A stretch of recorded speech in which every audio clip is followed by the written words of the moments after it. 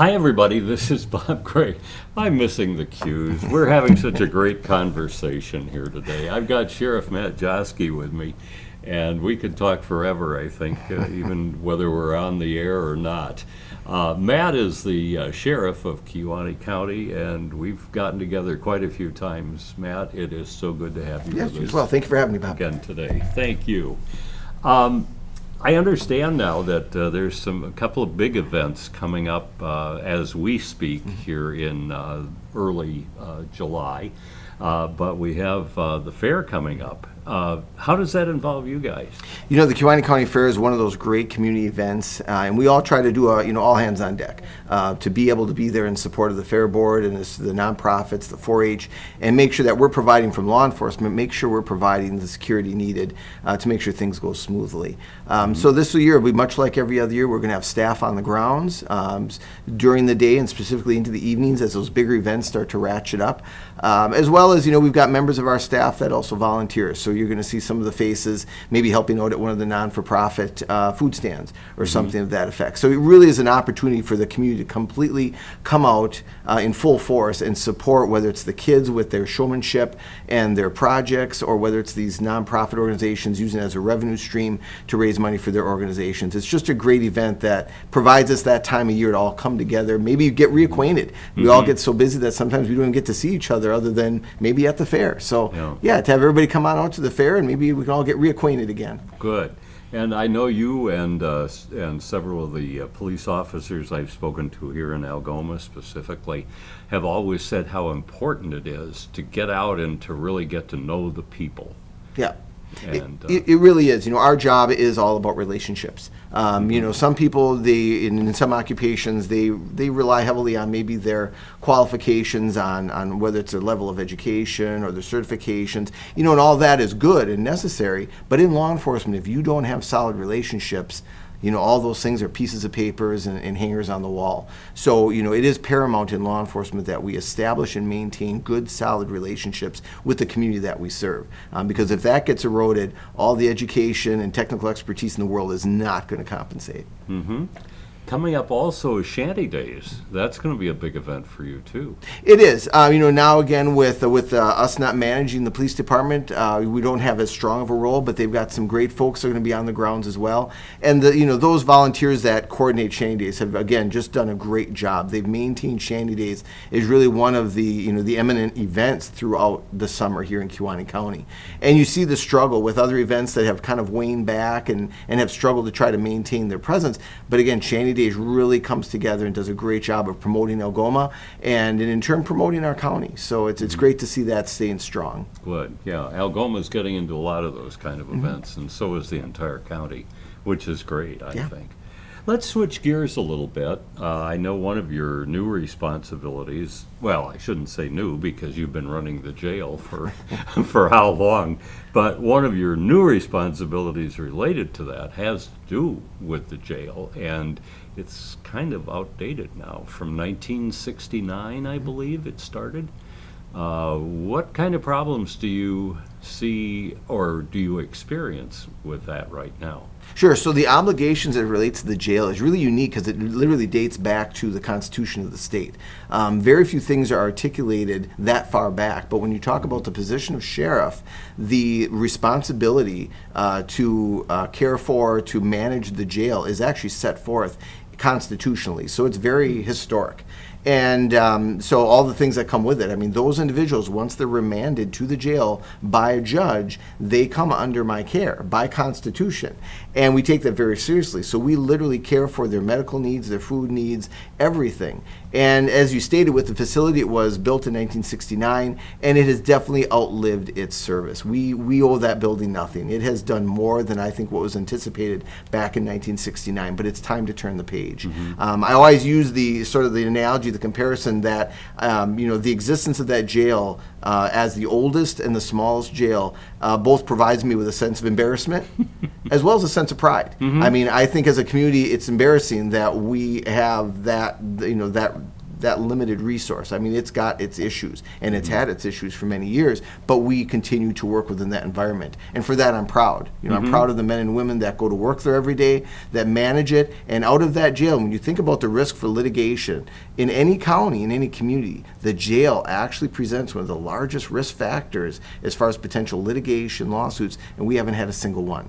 And so that's not because of the facility we've been working in, it's in spite of the facility that we've been working in. And again, kudos to the men and women that work in there every day, adherence to policy, good practices, compassionate care, and we're able to do this in an efficient manner. Maybe you just have good prisoners too. And that is part of it. We do deal with lower level risk inmates, but we do get our share of some real interesting individuals that pose a risk, not only to my officers, but to the community, and we have to house them as well.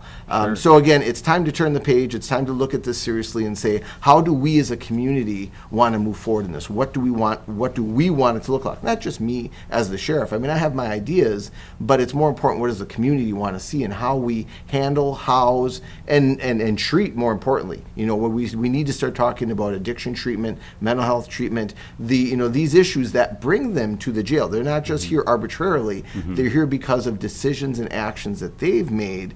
Now, what are driving those decisions and actions? And how can we get to them with some effective programs to change those decisions and behaviors?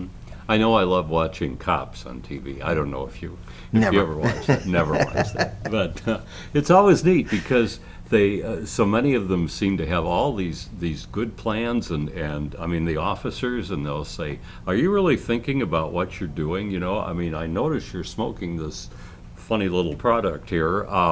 You should be looking out for your family and for your kids and stuff." And I'm sure you probably face those types of questions as well. Absolutely. I always tell, especially when I'm talking to the kids and talking about good decisions, bad decisions, those individuals in that jail, they're not necessarily bad individuals. They just are individuals who had a moment in time where they had the choice between a good decision and a bad decision. And they chose a bad decision.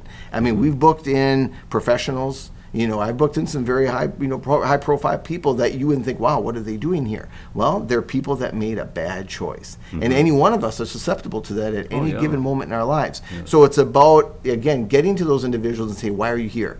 And what can we do? What skills can we equip you with to make sure you don't come back here? That you can stay with your families, raise your children, work your jobs, because we don't want to see them in the jails. But until they change their decisions, we have an obligation to house them. So we're driven by other people's decisions and actions. I remember, I think I learned a lesson a few years ago. There was a local officer, and I don't know if he was from your department or the Algoma department, but they were working on County S at the time, and it said local traffic only. And so Bob says, "Oh, I think I can get through there all right." And there was a police car following me, and I thought, well, that works okay. What could be wrong with that? And I kept driving and was getting into Algoma, and his little light came on, and he said, "Bob," well, he didn't say Bob, but he said, "What is it about, local traffic only that you don't understand?" And so I thought, I guess I've learned my lesson. And he just gave me a warning, which was very thoughtful. But today I was coming down on County S, and the sign said, local traffic only. And I did follow the detour this time. So I don't know if that matters or not, but I made a much better choice because of one of the officers here that had reminded me many years ago. And we're all accountable to each other. That's what it comes down to. We all play a role in keeping our communities as great as they are. And when one group of people start to say, well, I'm going to act this way and do my own thing, that's not how it works in a community, in a culture. So we all got to be, within those checks and balances. You bet. Now, I know that looking at the jail, they're breaking it down into certain phases. You can't just say, oh, I think I want a new jail, let's start tomorrow. You've got to take it in steps. And can you kind of go through those phases that we're looking at here? Sure. So, this literally started years ago, trying to do some studies. We started off with a jail and justice analysis study. We did a planning of a new facility or institution study, and this goes back 3-4 years, trying to really get the groundwork started. And so we finally brought a consultant on. We then broke that down into 3 phases. And what we've just completed is phase 1. And phase 1 is really sort of a data collection looking at where are we now, who do we house, why do we house them, and what's the current state of our facility in which we house them. And so there was a great deal of effort that went into that, and that was just rolled out literally 2 days ago, where our committee then reviewed it and approved it and said, yes, thank you, this seems to be an accurate portrayal of where we are currently as far as a jail. So that's phase one. Now, hopefully, we'll be moving this forward and looking for an approval from the county board to transition into phase two. And phase two is going to start to talk about programming needs and what that might look like. So they came out with a recommendation as far as what they envisioned the bed space being, and now we have to take that projection and work it into the programming. What does that mean in regards to footprint, in regards to spaces, classification spaces? So that'll be going into phase two, which is going to really take us a little bit closer to phase three, which we start to get into tangible things like drawings, like actual vision of what this may look like on a footprint. So right now we're still very much in the envision area and not necessarily into something that's tangible. But we do have to do it in a very slow, methodical manner because we don't want people thinking that we're doing this just arbitrarily. Yeah, and it's got to be hard because I know many people want to see Kewaunee grow. Kewaunee up to this point has remained pretty much, the Kewaunee County has remained about the same size for a long time.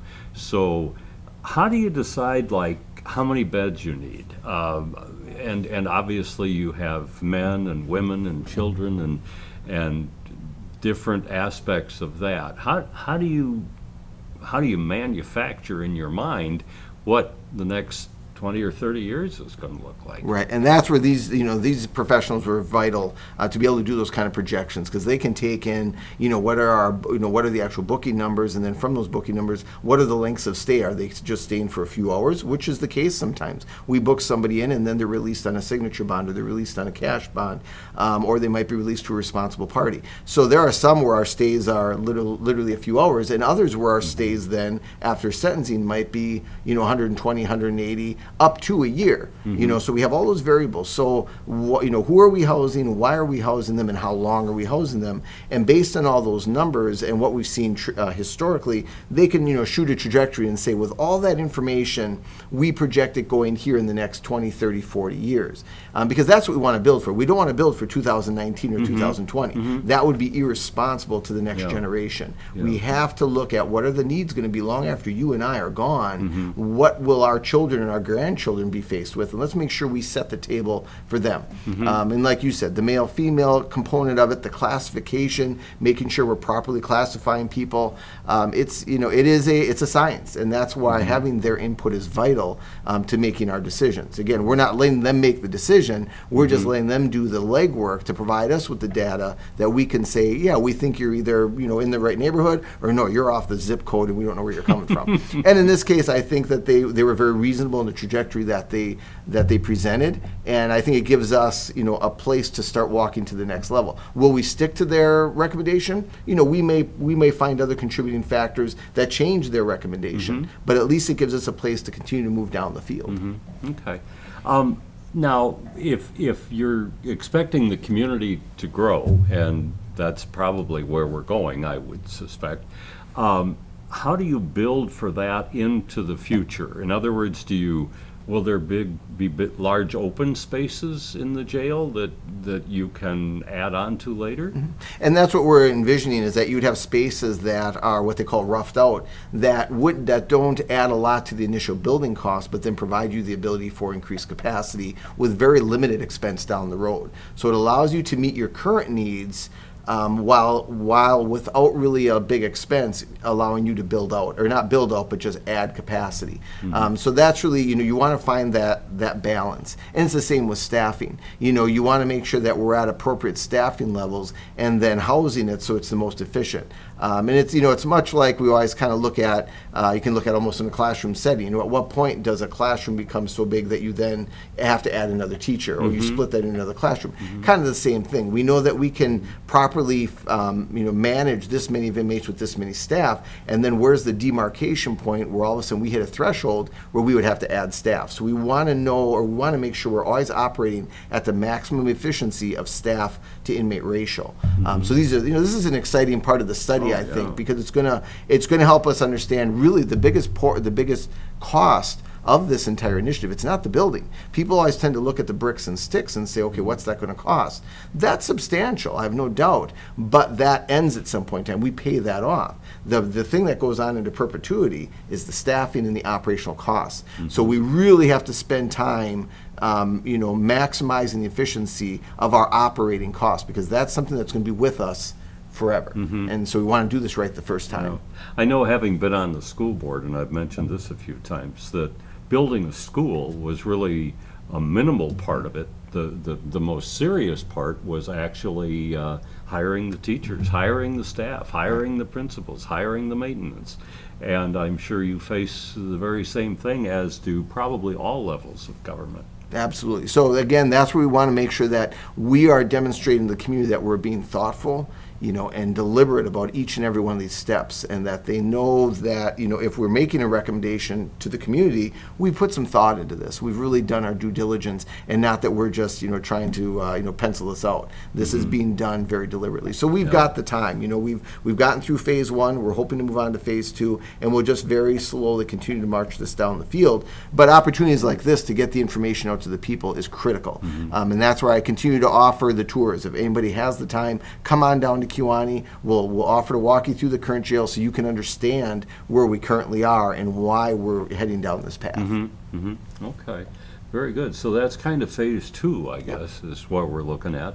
And phase three, what happens there? So again, phase three, we're actually looking at footprint, we're looking at architectural schematics, and that's where a lot of people are always, the questions right away are two things. Where is it going to be?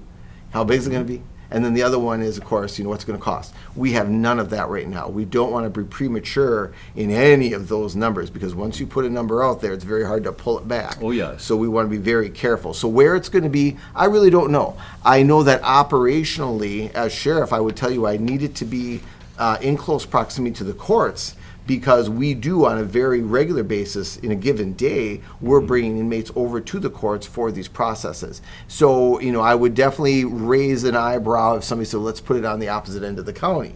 I'd say, okay, that may maybe short term have some logic to it, but again, when we scope this out over 30 years, 40 years, what are going to be those reoccurring operational costs because of that decision? So let's look at everything that we decide, and not just the implications short term, but the implications long term.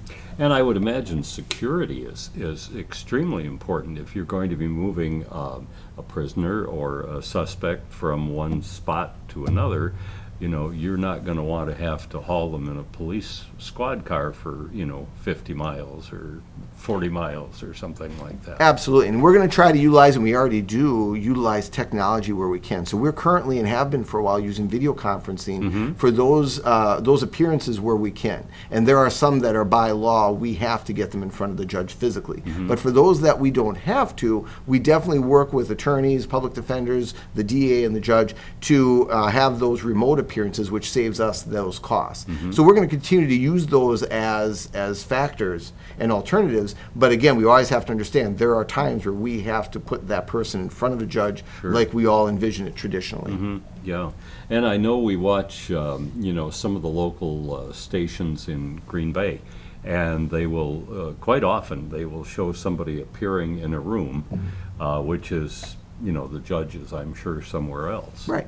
So very similar. And I think the other thing when we talk about, especially into phase one, when we talk about the numbers and the recommendations, I think it's important to note that we are looking at this strictly from a Kewaunee County perspective, housing those individuals of our community that are remanded to the jail. So we're not looking at, okay, let's build this so we can start pulling inmates from other counties or state inmates or federal inmates. That's not on the board. We're strictly looking at this from a community solution.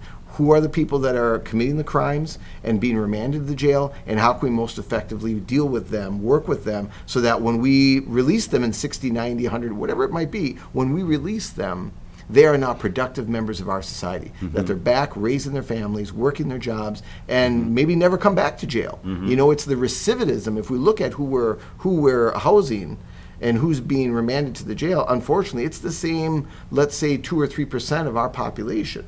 You know, out of 20,000 people in Kewaunee County, there's a great deal that will never see the inside of that jail. But on the other hand, there's a small portion of our population that see the inside of that jail on a recurring basis. That's recidivism. We have to deal with that, and how can we change that behavior? I suppose that gets into a little bit of training and that sort of thing too, doesn't it, with those individuals that, you know, if they're, well, I suppose if they're there 10 or 15 times, it may be getting a little late, you know, but if they're an individual that, you know, is maybe the first or second time, I suppose you have to kind of help, not babysit, but you have to kind of help train them or show them what path to follow. Absolutely, and that's where we start to bring in things like trauma-informed care, the addiction treatment, the mental health care, these kind of things that can help these individuals who maybe this is the only reality they've known. They've grown up in some very dynamic circumstances, and we can help them understand there's other choices. You know, this isn't your only option in life, so let's help guide you down a different course. Because, you know, we look at it always from our perspective of the way that we were raised or the world that we live in. Well, we have to be able to step out of our perspective and look at it from where they are. And in trauma-informed care, there's a very interesting statement that completely changes a perspective on how we treat people. And instead of when we have contact with them that we look at them and say, what's wrong with you? We look at them and say, what happened to you? And that's a huge paradigm shift in how you're going to deal with them, because you're no longer going to deal with them that there's something, you know, something wrong with them. You're going to look at what happened. Were they a victim of something as a young person? You know, are they caught up in some sort of an addiction cycle? And you try to peel away those layers and hopefully get to the root cause and thus change their lives. Well, that sounds very important for what you're doing. Now, the various options that you've faced as this research has gone down the road and you're trying to decide what to do, what are the different choices that were provided? And I suspect one would be just doing nothing, just going ahead and continuing right down the road where we are. Yep, we can start from everywhere from doing nothing, which is frightful to me, but again, we want to make sure that our community understands we're putting all options on the table. So yes, one option is doing nothing and waiting for tragedy to spur us into action, and I think we're better than that. But then the second one is to look at that current footprint or that current building and say, can we rehab it again? And I think with the you know, engineers we've had go through that building, the electricians, the different people, they've all shook their head and said this building is beyond, you know, any sort of revision. It's lived its lifespan. It's at end of life. So I think those two options, we're going to give them some due diligence, but I think we could fairly quickly set them aside and say not the best way to steward the public's money, the public's resource into that. So then we look at the footprint of the jail complex or the courthouse complex, that city block, and wiping that building off the map and then building something new on the footprint. That provides us with some challenges in regards to growth, that we are definitely landlocked and we would be very limited from the word go, as well as, you know, being able to build something that provides the best efficiency, again, for operational cost. Once you confine yourselves to a footprint, specifically the footprint we're on currently, you're definitely going to be literally building in inefficiencies that are going to haunt us for the next 20, 30, 40 years. So those are those things. So then the other options get to a new site, a fresh site where we can lay out a building and actually incorporate the best practices, operational practices for the best efficiencies, and provide for long-term, not just growth of the jail, but looking long-term at even our own courthouse. I mean, if we, again, going beyond our lifespan, if we look at our children or grandchildren, they're going to have to deal with the courthouse. It will be 100 and some years old by that time. It's already been rehabbed. Maybe someday they're going to want to do something with that. You can now bring it to the jail and create a complex that way. So whereas, let's say, Door County did everything in one foul swoop and did a justice center with the courts and the whole thing, I think that we're looking at maybe taking a metered approach to that and say, for what we can do now, let's do what we can with a vision into the future that maybe we can bring other things to it, that in 50, 60 years, you now have everything once again on the same footprint. So this idea of having a vision is important. So we're looking at someday, certainly not now, and this isn't what you're proposing, but someday perhaps abandoning the courthouse, or the courthouse would become an administrative center or something more in that aspect. So you want to be sure that you have enough room to fit in a new courthouse. Well, sure. Again, looking at maybe not even in our lifetimes, but we've got to be thinking of the next generation and what are some of the challenges and opportunities we're gonna put them with. Are we gonna corner them into a small area and say, there, now you're gonna have to deal with it. We are kicking it down the road, or are we really going to be have vision to say, let's not look at just our lives and our time and the issues we have to deal with now, but in what we're doing, let's create opportunities for them, in their generation. So I'm excited about that, because it's always exciting to look towards how we can set up the next generation for success, rather than just saying, let's just kick it down the road as long as it gets it off our table today. Yeah, as long as we get the jail, that's all we need, right? Right. Okay. Any other concepts that have come along, as far as the jail, or different options, or any plans like that? We're excited going into phase 2, looking at other facilities and what have they done recently. We don't want to necessarily copycat anyone, but if somebody's got some good practices and ideas in design, we definitely want to incorporate the latest and the greatest that's out there. And there's so much new technology that's going to help us minimize, the bricks and sticks, the operational costs. Let's incorporate what we can in technology and best practices to make this something that when we open the doors, the community can say, wow, we're proud of this. We're all behind this, we support this, and we're proud of what we've done here. And not get done with it, open the doors and go, man, what were we thinking? Let's all be proud of this. I want everybody to be part of this process moving forward, and not to have any surprises. That when all of a sudden they see there's a referendum to spend some money, they're not going, hey, wait a second, what are they up to? We need to all be traveling down this journey together, so that when we hit these different benchmarks, we're doing it together. And that, I think, is important. The importance of being well informed as far as the community goes. In a recent press release, which I have here, which I, thanks to our staff, we have that. You were saying that one individual, for instance, thought, gee, maybe you probably must have 60 employees there. You don't have anything near that number, do you? No, so our entire staff, as it stands, is approximately 36. That includes everybody from the part-time cooks, up through the jail and dispatchers, investigators, patrol, command staff, school liaison. I mean, that's everything. So at any given moment, like currently in our jail, again, we have a jailer and a dispatcher. That's not normal. Typically, you'd have 2 jailers and you'd have 2 dispatchers. Our jailer becomes our dispatcher becomes our jailer. So it beckons the question, when the 911 phone rings, who's watching the inmates? It's a scary thought, but it's how we've been operating forever. Similar on the road, you've got 2 officers. One's in the north end of the county, one's in the south end of the county. That is spreading thin at best. And so our staffing model has been pretty much the same for decades. And not to say that we need to grow, that we're looking to explode that staffing model. We have to look at what's negligent, what's proper. And I think when it comes to that jail environment, we've got to look at the recommendations that are made to us, not only by our consultants, but by the state of Wisconsin, as to how we should be effectively managing this jail for the safety of the inmates, as well as the safety of the staff, and make sure that we're doing this right. So this is going to bring with it a staffing recommendation, which by no doubt is going to be greater than what we're currently doing, because everybody from top to bottom has said you cannot be operating like this any longer. It might have been good in 1969, but it's just not allowable. So again, kudos to everybody that has worked so hard to allow us to work in this very refined environment, but we've got to be willing to have this conversation that, okay, we can do better. We have to do better, because somebody's going to get hurt, and that's just not an acceptable option. I know I wouldn't want to be the guy who's answering the phone and the riots going on in the back. I don't think that would, hopefully there's no riots going on in the back, but I hope that doesn't happen. Is there any other area that we haven't covered today? It seems like we've had a pretty darn good discussion here. No, it's great. I think, moving forward, going into the summers again, everybody get out there and support those events. A question was asked recently of us locally as county leaders, department heads. They said, what makes Kewaunee County great? And we all sat around and gave different ideas of what makes it great. And I think if you want to see what makes Kewaunee County great, go visit the fair.